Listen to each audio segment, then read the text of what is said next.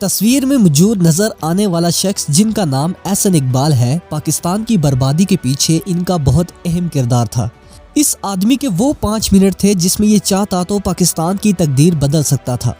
لیکن پھر کیا ہوا، چلیے اس کو تفصیل سے جانتے ہیں۔ ایک رات PIA کی فلائٹ امریکہ سے اسلام آباد ایئرپورٹ پر لینڈ کرتی ہے۔ اس میں 2 پاکستانی نژاد امریکی خالد رفیق اور نجم افتخار اترتے ہیں۔ یہ نجم افتخار وہی ہیں جو بعد میں امریکہ میں الیکشن لڑتے ہیں اور پاکستان کے حق میں لابنگ کرتے ہیں۔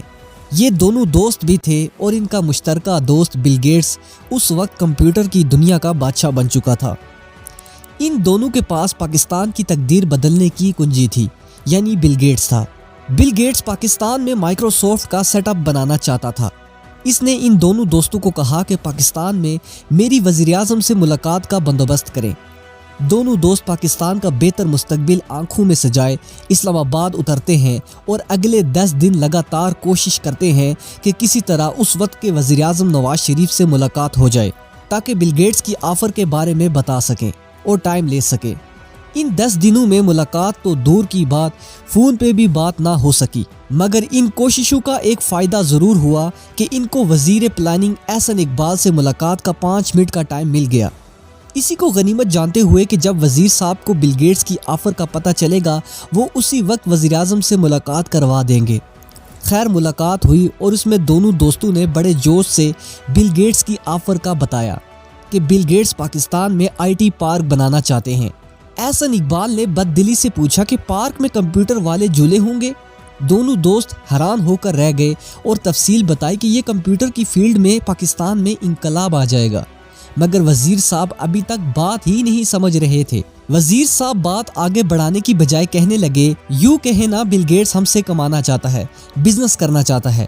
اب نجم صاحب نے تھوڑا غصے میں جواب دیا، جناب آپ کیسی باتیں کر رہے ہیں، اس قدم سے پاکستان میں انقلاب آ جائے گا اور اگلے 10 سال میں ہم خود مختار ہو جائیں گے۔ اب وزیر احسن اقبال نے آخری فقرہ کہہ کر ملاقات ختم کر دی کہ اسے کہو کہ مجھے ایک درخواست لکھ کر بھیجے، میں غور کروں گا کہ اجازت دینی ہے یا نہیں۔ جب دونوں دوست احسن اقبال کے کمرے سے نکلے تو خالد رفیق صاحب بتاتے ہیں کہ نجم صاحب کی آنکھوں میں آنسو تھے۔ وہ زور زور سے سر دائیں بائیں ہلا رہے تھے۔ واپسی پہ ان کے چہروں کو دیکھ کر بل گیٹس سمجھ گیا تھا کہ پاکستان میں اس کا کچھ نہیں ہونا۔ اس کے بعد اس نے اپنے انڈین دوستوں کو کہا تو اگلے 15 دنوں بعد بل گیٹس دلی کے ہوائی اڈے پہ سرکاری مہمان کے پروٹوکول کے ساتھ اترا اور اس کا استقبال اس وقت کے انڈین وزیراعظم نے خود کیا۔ حالانکہ وزیراعظم کبھی ایئرپورٹ پر نہیں جاتا۔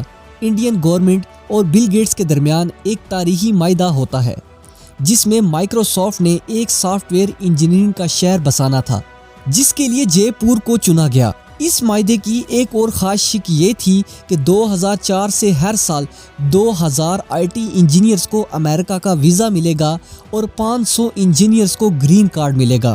آج آپ کو گوگل، ٹویٹر، فیس بک، یوٹیوب کے CEOs صرف انڈین ہی ملیں گے، اور اس میں انڈینز کا کوئی کمال نہیں، بلکہ صرف ایک شخص، جی ہاں صرف ایک شخص کی نااہلی، رعونت، بے حسی اور مستقبل بینی کی کمی نے جس نے اس نادر موقع کو ضائع کیا۔ اگر احسن اقبال اس دن بل گیٹس کو آنے کی دعوت دے دیتے تو آج پاکستان ان اندھیروں سے نکل چکا ہوتا، ہمارے بچے یوں مارے مارے نہ پھر رہے ہوتے۔